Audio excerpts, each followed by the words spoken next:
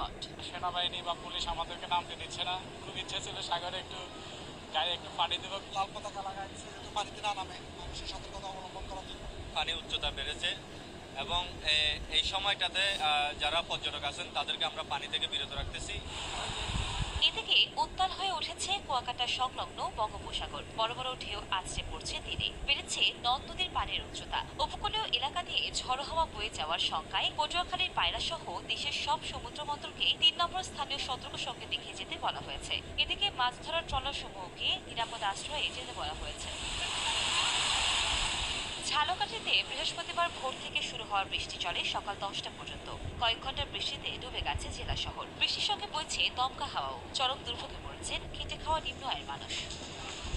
বৈরী আবহাওয়ায় বরিশাল নদীবন্দর থেকে অভ্যন্তরীণ নৌপথের সকল লঞ্চ চলাচল বন্ধ ঘোষণা করেছে বিআইডব্লিউটিএ। পরবর্তী নির্দেশ না দেওয়া পর্যন্ত ছোট লঞ্চ চলাচল বন্ধ থাকবে।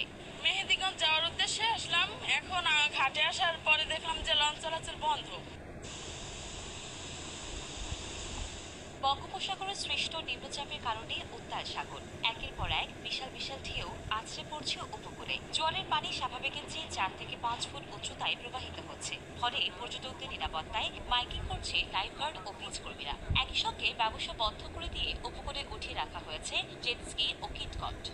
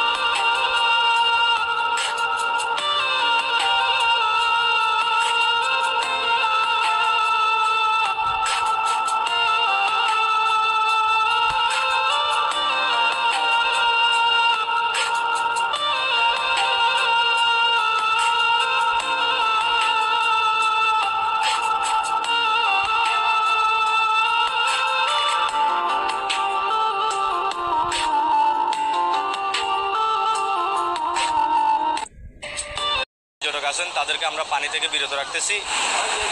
এদিকে উত্তাল হয়ে উঠেছে কুয়াকাটা সংলগ্ন বঙ্গোপসাগর। বড় বড় ঢেউ আছড়ে পড়ছে তীরে, বেড়েছে নদ নদীর পানির উচ্চতা। উপকূলীয় এলাকা দিয়ে ঝড়ো হাওয়া বয়ে যাওয়ার শঙ্কায় পটুয়াখালীর পায়রা সহ দেশের সব সমুদ্র বন্দরকে 3 নম্বর স্থানীয় সতর্ক সঙ্গে দেখিয়ে যেতে বলা হয়েছে। প্রচন্ড উত্তাল হয়েছে, সবাই দূর থেকে আপনারা উপভোগ করুন।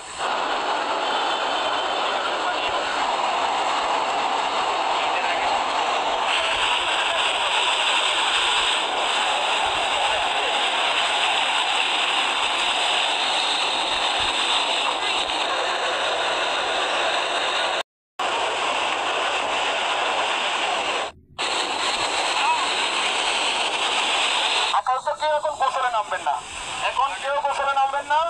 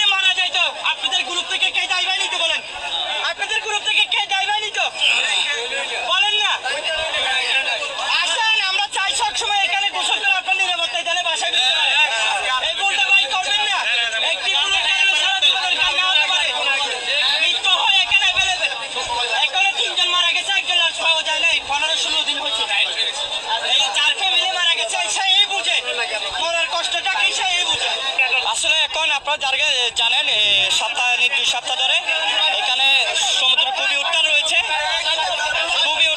সামনে ঝুঁকিপূর্ণ গর্ত রয়েছে, পানির স্রোত রয়েছে। তো আমরা বারবার মাইকিং করতেছি, এখন বাটার চলছে, বাটার সময় পানির স্রোতটা অনেক বেড়ে যায়, কিনার থেকে গভীরে নিয়ে যায়। এখানে সাধারণত যারা পর্যটক আছে, যারা আসতেছে, এরা মনে করে ঢেউ চিন্তা করে, সবসময় ঢেউ চিন্তা করে সামনে চলে যায়। আসতে মানে ঢেউ এখানে আসতেছে, আমি একটু সামনে গিয়ে কি করি, আনন্দ অনুভব করি। এখন ঢেউ কোনো বিষয় না বারে ভাই, গোসল করতে আসলে এখানে পানির স্রোতটা বুঝতে হবে, কোথায় গর্ত আছে না আসতে হবে এটা বুঝতে হবে। উনি পড়ছিল পানির স্রোতে, পানির স্রোতটা এমন জিনিস, সাগর উত্তাল হওয়াতে এখন উনি মৃত্যু হতে পারতো না, 100% এটা গ্যারান্টি। আমরা যদি এটা অর্জন হয়তো, আমরা যদি না